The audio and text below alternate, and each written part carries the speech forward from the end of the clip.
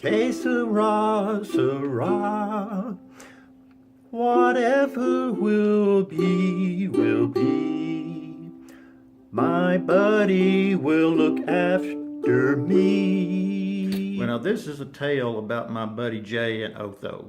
Y'all have heard me tell a few stories about him, but he and I went to this conference in Hotlanta one time. He'd been invited to present at this huge healthcare conference based on the research he had been doing, and he wanted me to go along and hold his cue cards, and I was going to answer a few questions that he'd planted with me during his presentation. But the night before, we went out on the town, and we must have hit 15 different bars and just spent all kinds of money drinking.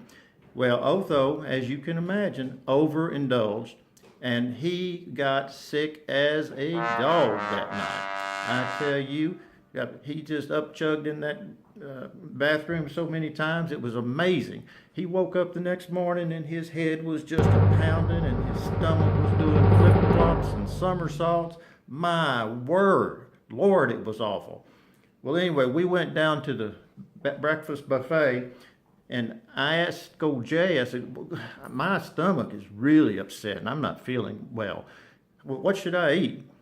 He just smiled and he pointed to a big pile of fried eggs they put out on the buffet line.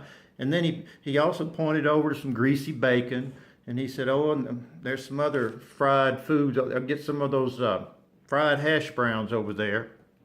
And of course, it's all just layered in grease. But I trusted my buddy.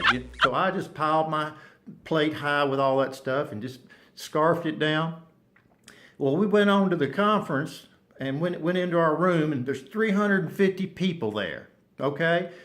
And Otho and Jay get up there on the stage, and he starts talking. Well, Otho starts dancing around, because I feel something going on down south.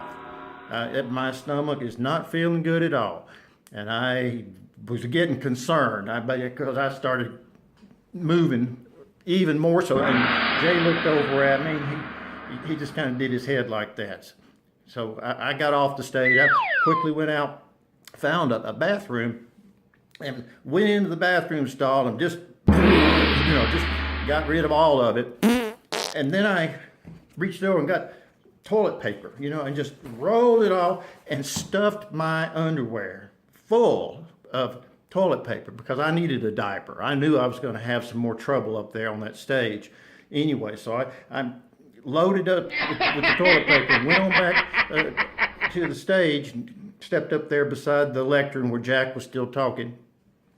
And he looked at me and looked down and motioned like that. And I looked down and I left my fly open and toilet paper was sticking out of it. And I scooted over next to the lectern and quickly zipped up my fly, but ran my hand around the back of my pants. I had toilet paper sticking out the back of my pants too. Of course, I had to stuff that back down. Anyway, I was mortified. I said my little piece there at the conference, and we got off the stage.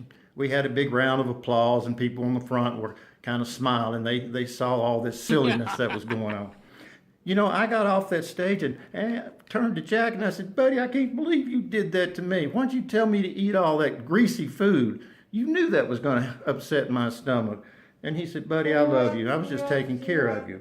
Well, moral of this story is, when one of your friends tells you that, after a night of drinking, you best be careful. Be on the lookout, because no good is going to come out of any of the recommendations that your friend gives you. Y'all be good. Que sera, sera.